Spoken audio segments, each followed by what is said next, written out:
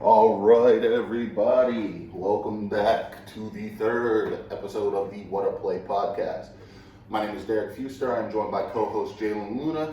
Today we'll be talking about a variety of different things sports related. First off, we're going to cover divisional round recap. We're going to be talking some head coaching news regarding the NFL. Kyrie Irving, James Harden blockbuster trade. We're going to be talking is it okay to disrespect opposing teams' logos? We're going to be talking to our personal top 5 favorite sports movies. And we're going to be talking most heartbreaking sports moments for us, in addition to, what was the last thing we were going to talk about today? We'll also bring up something more lighter on how much we will miss the Pro Bowl and the upcoming NBA All-Star Weekend. Yes, of course. So that said, Jalen, if you want to take it away. All right. Now, obviously, as we all know, the NFL Divisional round did go down this past weekend. Obviously, 4 teams advanced. Unfortunately, one of those teams was not your favorite team. So this past Saturday, we had 2 divisional games go down. The earlier matchup, Green Bay took down the LA Rams 32-18, and their night game, the Buffalo Bills took down the Baltimore Ravens 17-3. And yes, at the time I was recording today, it's Monday. Yesterday was Sunday. On Sunday's game, we had the Chiefs take down the Browns 22-17. And the nightcap game, we had the Buccaneers upsetting the Saints 30-20. And I did call that, just to point that out, but we'll get into that a bit later. All right, now, Mr. Derek, recapping Saturday's games. Obviously, you are a Ravens and a Packers fan. I am. Packers won. Ravens obviously lost. Sadly. So we'll start with the Packers game first. What are your thoughts on that game? My thoughts on the Packers-Rams game. You got the MVP in Aaron Rodgers. You got a star-studded running back in Aaron Jones. Number 1 receiver in Davante Adams. David Bakhtiari. Not much more to say. They went in, they handled business, they got it done.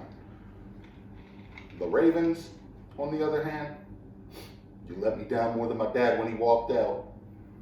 That said, how the hell does a team who 2 seasons ago, quarterback, led the league in touchdown passes, team went 14-2, head coach won coach of the year, how the hell do y'all only put up 3 points in a game? It's unexcusable. I still got mad love for y'all, but we need to fix some stuff. We need a true number 1 receiver. We need an O-line that's going to protect the quarterback and give him time to throw in the pocket. Allen Robinson, Baltimore. We got crab cakes. All right, and obviously, spoken from a true Ravens fan, his heartbreaks from this past Saturday. Now, from my perspective, talking about the Green Bay LA game, we had obviously Aaron Rodgers, still pissed off Aaron Rodgers, playing arguably the best football of his career. Like you said, high-powered offense, Aaron Jones, Davante Adams, going up against one of the league's top defenses in the Rams, led by Jalen Ramsey, and not even 100% Aaron Donald. It's playoff season in Lambeau. Aaron Rodgers obviously did his thing. The Rams, they're just going to keep up. It was just too much for them. Obviously, one of the big matchups that people were looking forward to was Jalen Ramsey versus Monte Adams. Davante Adams, obviously not much for the trash talking, unlike Jalen Ramsey. He did, make some plays on Ramsey, and of course, you look at the highlights, you have Ramsey looking at his teammates like, hey man, what y'all doing? What y'all doing? And you have his teammates looking back and like, man, you the one covering them. But all in all, from that game, kind of. I do want to say, we can't forget Green Bay's defense, speaking how you said the Rams defense. They got these Smith brothers in Zadarius and Preston. They got Jamani. Yes, sir. He's a great corner in his own right. I did call Green Bay winning this one. Right, and then of course going on, from my perspective of the Ravens-Bills game, obviously the main headline from that game was Lamar Jackson wasn't able to finish that game due to a concussion he suffered.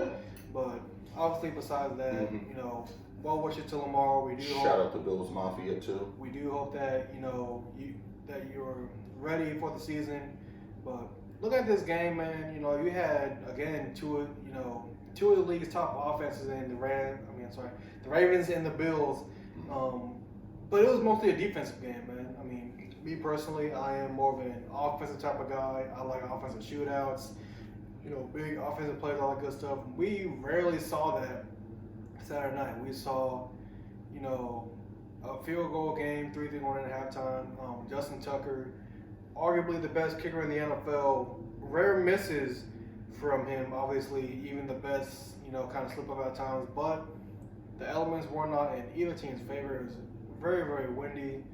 And, I mean, you go in the second half, the only offensive touchdown in the game was Allen Diggs, which obviously Bills Mafia have enjoyed seeing that a lot this year. And then the play that basically sealed it for everybody was the Bills' pick six on Lamar. Again, I mean, I expect, offensive powers. I expect, Josh Allen, throwing touchdowns left to right. I expect Lamar probably running for a couple and then, throwing a couple. But, defenses showed up. They stopped, those high-powered offenses. And not much more we can say. Now, going to Sunday's games, this is Monday, so basically going off of yesterday's games, Chiefs took down the Browns 22-17, and the Buccaneers took down the Saints 30-20. I think that was the upset of the whole divisional round, the Bucs over the Saints. I personally did call that. You yourself called the Saints. We had some other friends who called the Saints over the Bucs. I don't know, man. I don't like to count Tom Brady out. That's what told me to go with Tampa. You got Bruce Arians, who is a hell of a coach. You got Brady Gronk. They still have that connection. That chemistry never disappeared. Got some really great receivers in Mike Evans, Godwin, AB, of course. Man's been a beast. And arguably in what was Drew Brees' last ever NFL game. Hell of a career, man. Yeah, definitely, going off of that one. Drew Brees, he will go down as a folk hero down in New Orleans. Not even more so because of football. You go back to Katrina and how involved he was in the community. He was just traded there not more than a couple months ago. But he's out here, volunteering with everybody else trying to rebuild his home, what became his home. And just not even that, man. Drew Brees is a class act. He's always out there doing charitable donations, making appearances. I saw an article on Twitter on how, he's one of the most nicest guys ever. You can see him, walking around Walmart, and he's not even gonna have like an entourage. You see Drew Brees, and you're like, hey, Drew, big fan, can I get a picture? You'll get a picture of him. So Drew Brees, one of the greatest quarterbacks of our generation, one of the greatest quarterbacks of all time, in all likelihood, was his last game as a professional. Now, going to the Chiefs-Browns game, if Baker Mayfield got a chance to take the field with 2 minutes left, we would have been talking about the Browns going to the AFC Championship game with a chance to go to the Super Bowl. And I did pick the Browns to win that game in an upset. Me personally, I thought that was going to be the upset of the divisional round. The Browns going into Arrowhead and beating them. I thought we were going to get Baltimore, Cleveland. Hell of a game earlier in the year. Obviously, the cramp game by Lamar. Cramp game, huh? It was cramps. He didn't pull no Paul Pierce. Man said it himself. That said, Cleveland came up short. They have nothing to hang their heads about. They had a hell of a season. The Browns are the Browns. No, the Browns are, personally speaking, I am a Ravens fan first, Green Bay second. AFC North, one of the best divisions in football, arguably. They hung with the big boys in the Ravens and the Steelers this season. Not many other teams can say they can do that. Made the playoffs. Made it as far as y'all did. Y'all have nothing to be ashamed of.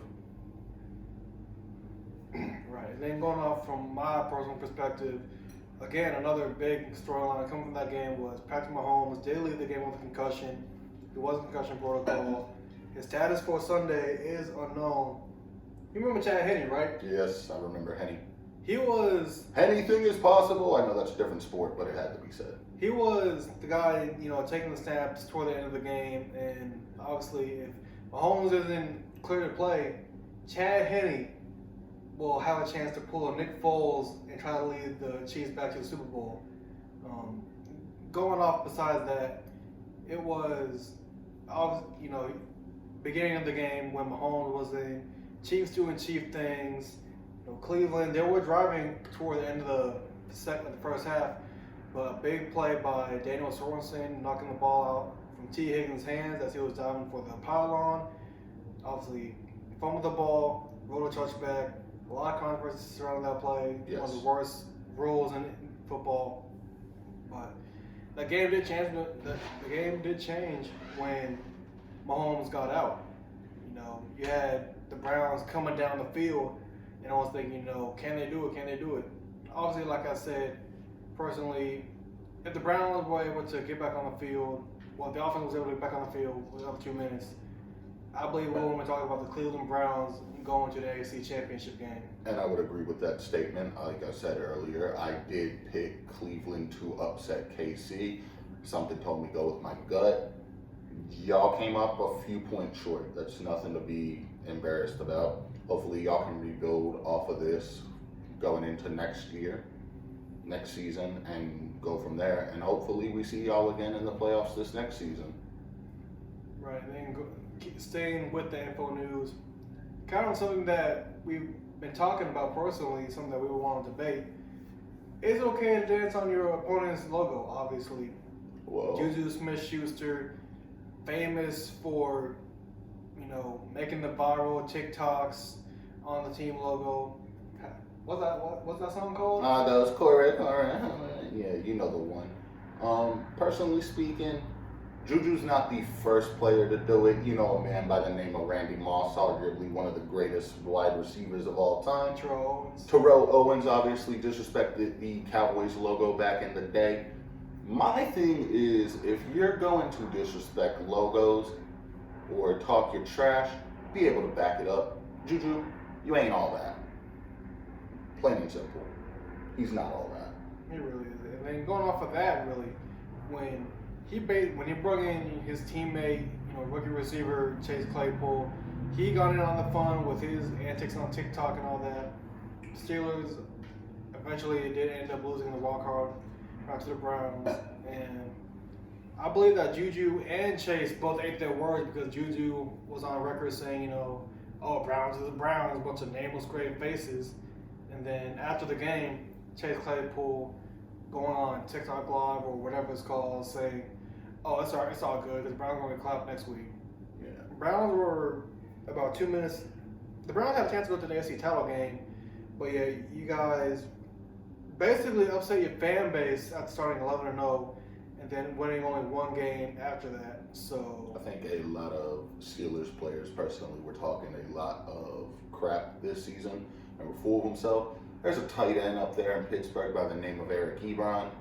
He made the claim when he was signed by the Steelers this past offseason that he is the best tight end in the AFC North. I hate to break it to you, bud. You're probably not watching this, but Mark Andrews, baby, is the best tight end. You can make a case for David Njoku as well. Ebron, you're like third at best. Right.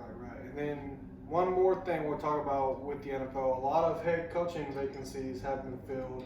We'll move on to head coaching vacancies in a minute. We did forget to give our conference championship predictions. All right, conference championship predictions. So my personal predictions, I have a Bills-Packers Super Bowl, and my reason being is Patrick Mahomes is still not 100%. If he's not able to go, you really think Chad Henne is going to be able to pull a Nick Foles and lead them to the Super Bowl? So that's my only thing. Obviously, I love Patrick Mahomes. Well, nothing more respect for the guy. But it goes back to if he's healthy. He's the focal point of that team. the leader of that offense. If he's not able to go, I feel like, Kelsey, Hill, Le'Veon, all of them, they can only do so much. So that is why I am going with the Bills in the AFC game. Me being a former New York Jet fan, it's kind of hard to say that, but it's my personal opinion. I just think that's how it's going to go down. Now, yeah, of course. if Mahomes is cleared, then yeah, Kansas City will probably win. But we haven't heard nothing yet about Mahomes at the time of this recording, so I'll have to go with the Bills in the AFC. Now for the NFC, I believe it will be an offensive shootout, nothing like Week 6.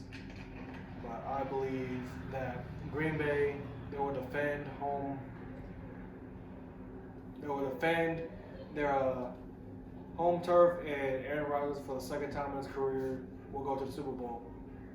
Okay, and I'd have to disagree with you there. I think Mahomes' injury, it is a concussion. That said, I'm not going to say it's not a severe injury. It is a severe injury. However, if he's cleared within the timetable, I'm going to put it plain and simple. I want the State Farm Bowl. Give me Mahomes, give me Rodgers. Ratings are going to be through the roof. Commercials, they're always fire. But yeah, give me the State Farm Bowl if Mahomes is healthy. I'm not going to backtrack and say the Bills if he's not. I'm going to stick with the Chiefs. And then hopefully by then Mahomes is cleared to play. I do think they could win a game without Mahomes, given the star power. You've seen the speed Tyreek Hill has. Depends on what version of Le'Veon you get. Kelsey, best tight end arguably in the NFL. Right. I mean, like I said, if Mahomes is healthy, Kansas City will win. But we haven't heard nothing yet. And Kansas City, they proved that they could win without Mahomes, but that was regular season. This is, with a chance to go to the Super Bowl on the line, and you have a backup quarterback. Oh, of course. Like I said, Chad Henne, he's not Nick Foles. But, we'll see what happens. We'll see if our predictions hold true. Mm-hmm. And, yeah. Let's get into some head coaching news now. Obviously, we've already covered the Jets with Robert Saleh. Yeah, I believe you were a fan of the Jets. You have to like that move, right? Being a football fan, I believe it's a good move. I mean, I really would have liked to have Eric Bieniemy head over to Gotham, but Robert Saleh, all around the league, you hear nothing but good things about the guy. He's a player's coach. He's well respected. I've seen enough Diamond games over the past few years to where they pan to him and say, he's going to be a head coach real soon. For sure. He finally gets his name called. And plain and simple, hopefully he changes the culture in New York. I have nothing but love for the New York Jets, even though I'm now an Arizona Cardinals fan. But that move, definitely one of the best things the Jets have done in a long time. And believe me, they haven't got a lot of stuff right. Yes. That said, the Falcons, obviously, we've already covered that. They got Arthur Smith. I'm still 50-50 on that. The Chargers surprised a lot of people by taking their head coach and making their head coach the DC from the Rams. I believe you know the name of that gentleman. The name of that gentleman is Brandon Staley, the former defensive coordinator of the Rams. Now, Rams defensive coordinator, like I just got done saying earlier, Rams defense led by Jalen Ramsey and Aaron Donald. If he can put together a defense like that, who's to say you can't put together a nice little defense down in LA? He's still staying in the same building, same facilities more than likely. He's just going next door.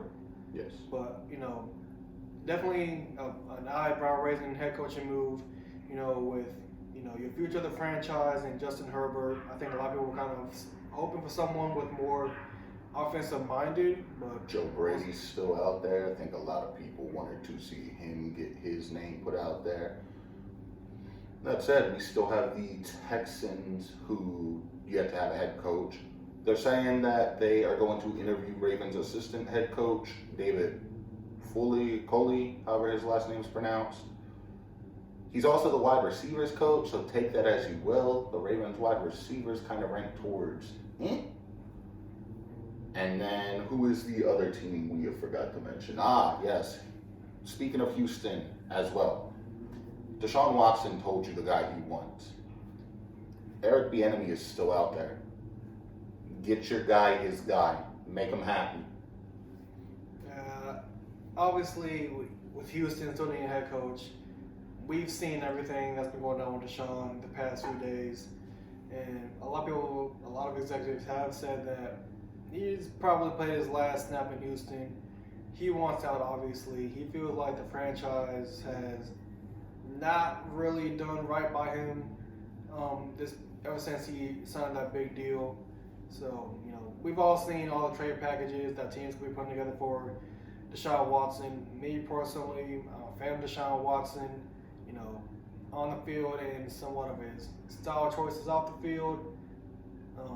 I want to see Desean succeed, and hopefully, if it's not in Houston, he's with an organization that suits him and that can help him succeed. For sure. And at the moment, none of the other head coaching vacancies are coming to mind. I know the Eagles have one. I believe they are going to interview former Ravens OC. I don't know who he's the DC for right now. Jim Caldwell. I don't know what to make of that move right now, just because it hasn't happened. I haven't really been keeping up with Caldwell since he left Baltimore as the OC. That said, let's get on to some NBA news. Right, and the big NBA headline that shook the NBA world this past weekend, James Harden is now officially a Brooklyn Net. And, we've all seen the Harden saga. He's been wanting out of Houston kind of for the same reason why Desean Watson wants out. There have been reports that, from former teammates DeMarcus Cousins, on how basically he's just been disrespectful. He's been this, he's been that. He finally got out and he's reunited with his former teammate Kevin Durant, and we'll say Kyrie Irving. His name's we'll say Kyrie if he decides to come back. That's a whole nother story in itself. We've talked about it on previous episodes of the podcast. Kyrie's going to do what Kyrie wants to do. He is a very unique individual, to say the least. Shoe game's crazy. I'm a fan of his shoes. I'll say that much. That said, on the James Harden getting traded to the Nets, I like the move. Houston strippers aren't going to like the move, Jalen. Let's be honest. You going to pick New York City strippers or Houston strippers? Houston strippers. But that's a story for a different day. We are not here to talk about love and damn strippers. We're here to talk sports. Right, and I think a lot of people believe that this move has officially put Brooklyn over Milwaukee in the East. Like we said, if Kyrie wants to play, he'll play. But me personally, I'm viewing it as it's just going to mainly be James Harden and Kevin Durant. Now, we saw this past Saturday, the two combined for almost 70 points. So, without Kyrie, they're meshing together so far. But obviously, we'll see what happens, whether or not their future evolves with Kyrie in the picture. Of course. And one more thing before we move on to that. As you had stated, KD and James Harden do have some chemistry dating back to the Thunder days. That said, that seems to have carried over. There's no love lost there. So with that said, we can move on to our top 5 sports movies of all time. Right. We're going to take, obviously from the serious part. We're going to do a little fun. We'll talk about some of our favorite sports movies. Obviously, we all have our favorites. Derek, obviously, we have our favorites. You said 5, right? Yeah, you can have 5. Do you have more than 5 that you want to discuss? We got time. I don't even know if I have 5 to be real with you. Give me your top 3 then. All right. Top 3. Number 1, being from Texas born and bred. Friday Night Lights, man. One of my favorite sports movies. One of my favorite movies of all time. Being in Texas, we all know how much football is a religion down here. It's not just a religion, it's a lifestyle. Not to cut you off, Jalen, but Texas, your 3 big ones: family, football, food. and not so much big down where we currently reside at, but you look at small towns across Texas with their high school powerhouses. You got Westlake, Lake Travis, Allen, shout out K1, Duncanville, South Lake Carroll. I mean, the list goes on and on. Texas football is a way of life. I mean, well, let's be honest. They go for the high school teams because the Cowboys and Texans, well, yeah. I mean, you still do have your loyal Texas fans who are going to love the Cowboys and Texans regardless. You also look at the colleges we have around us. We got Baylor, we got UT, we got A&M, TCU. Am I forgetting anybody? You basically got the main ones. But all in all, I believe, Friday Night Lights, it paints the picture of how much football is important around here. And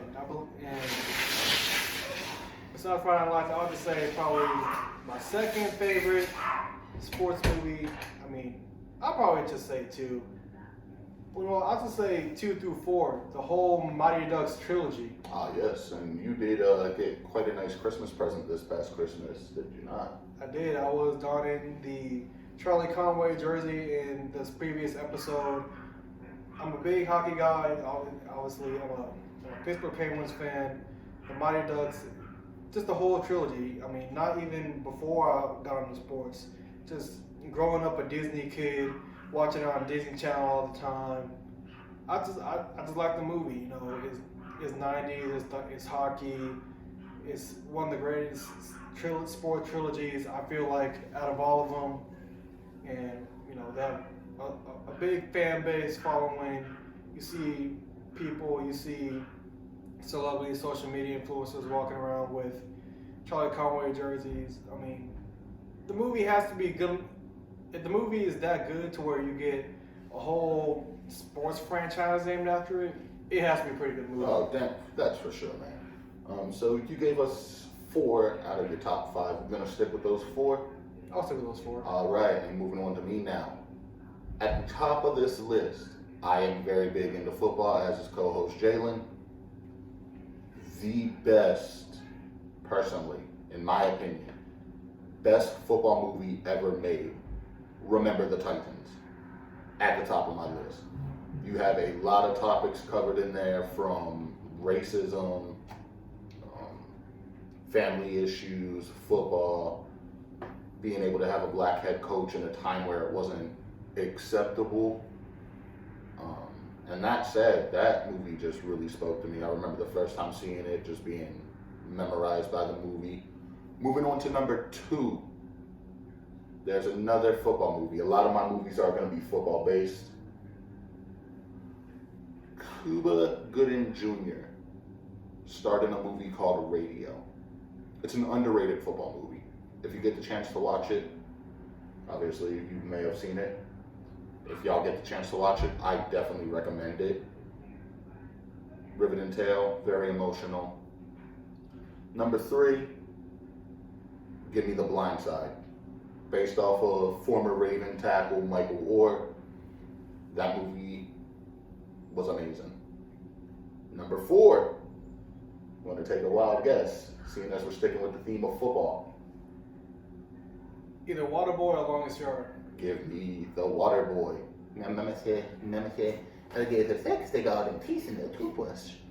But yes, The Waterboy, Adam Sandler, prime Adam Sandler. Don't get me wrong, he's still good today.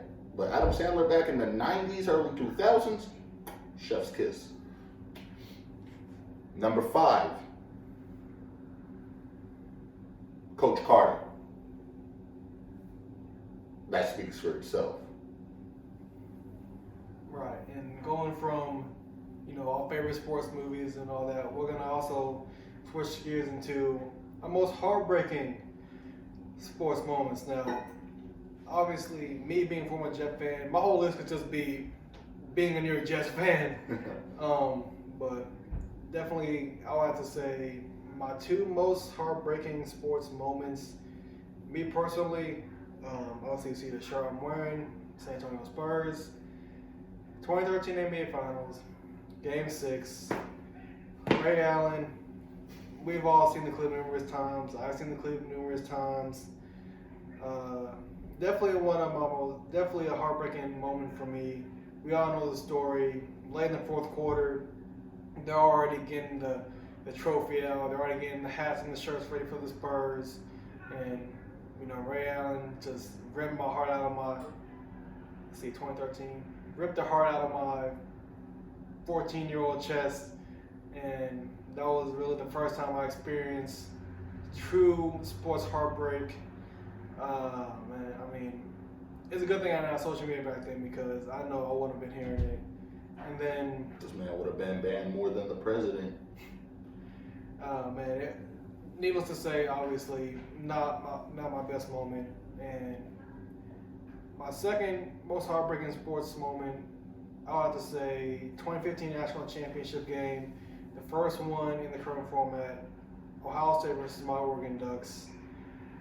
I was Derek can't even vouch for this. I was so happy, Ducks being the national championship game. I pulled up to school in an Oregon hoodie, man. I was excited, I'm like, hey, we're gonna do it, we're gonna win the Natty.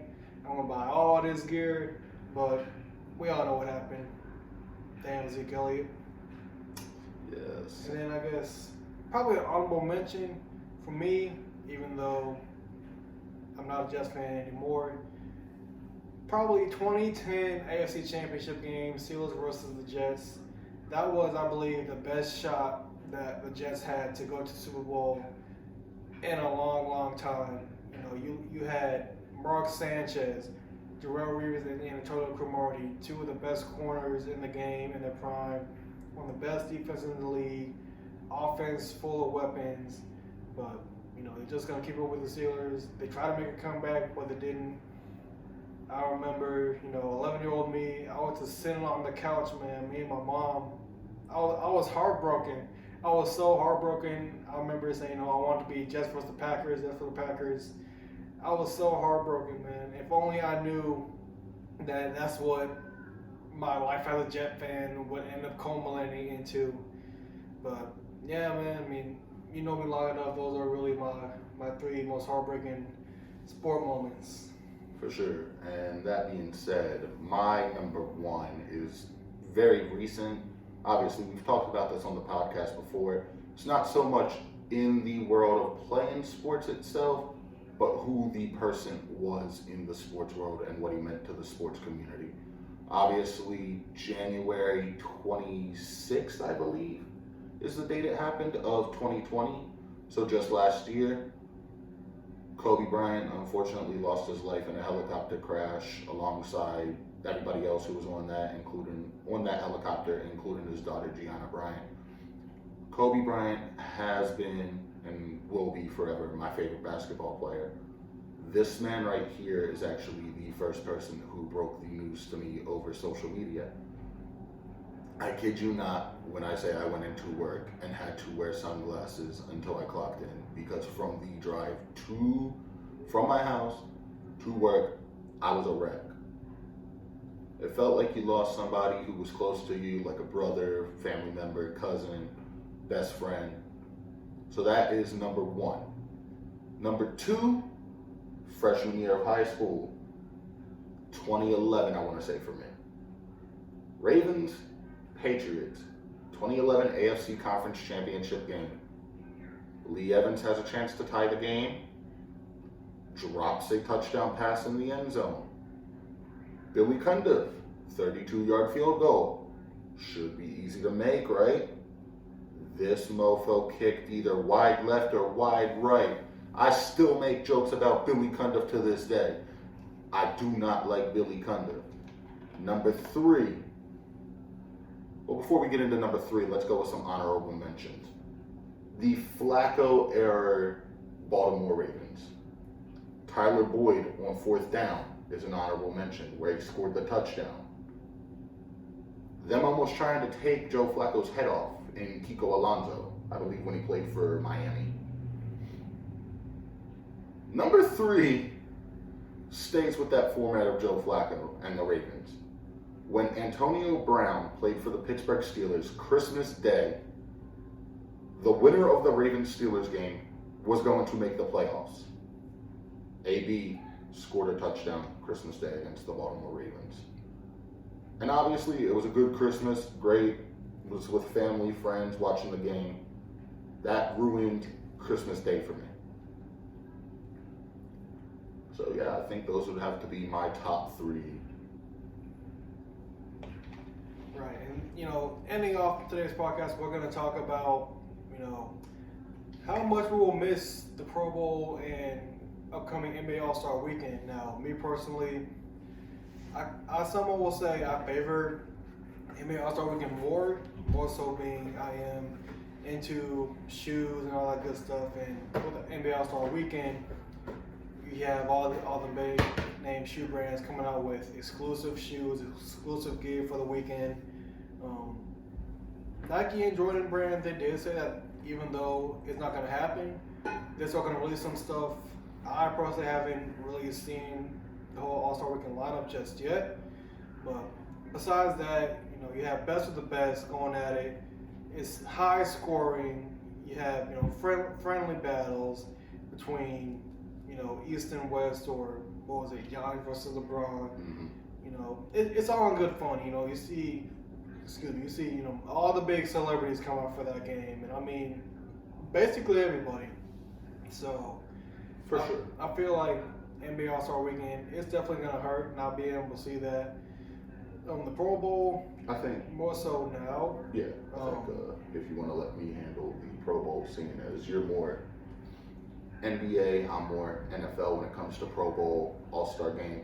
The Pro Bowl last year was relatively fun. Obviously, with this year, I think it's going to be more so like skills competitions, as you said. It's not going to be your whole AFC, NFC format. I believe they're basically just going to be playing each other Madden. Most likely that would be what would happen. Personally, I think if we could have regular games, we should be able to have All-Star Weekend, but restrict it, put it in a bubble. The NBA did really well with that last season. Like everything popped off in March.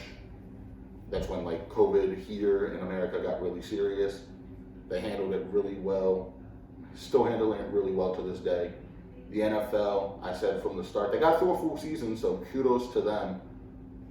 They should have followed a bubble format so we didn't have as many cases as we did in regards to the NFL.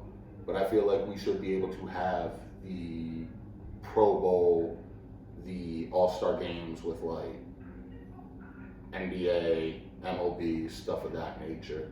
Any final thoughts before we end today's podcast, Jalen? None that I can really think of. What about you? Off the top of my head, no. I just want to say thank you for tuning in. We are still relatively new to this.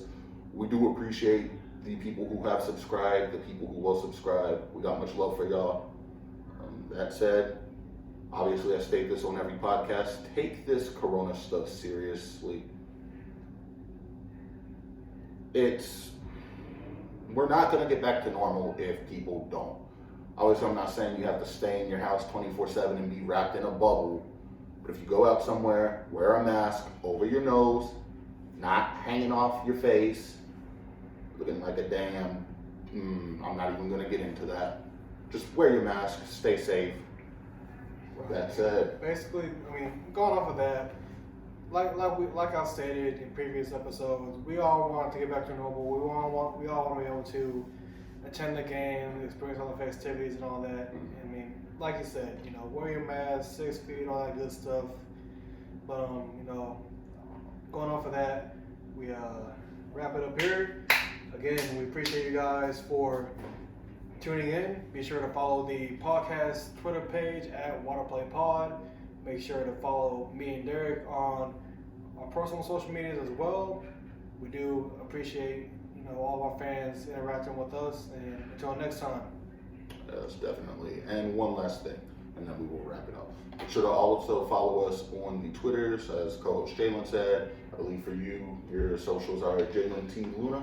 On Twitter and Instagram. And mine are @_big_D_410 for the Twitter. For the Instagram, it's not so Slim Shady. Slim Shady. I don't know your Instagram name. I know my own Instagram. I was just trying to figure out where the underscore was at.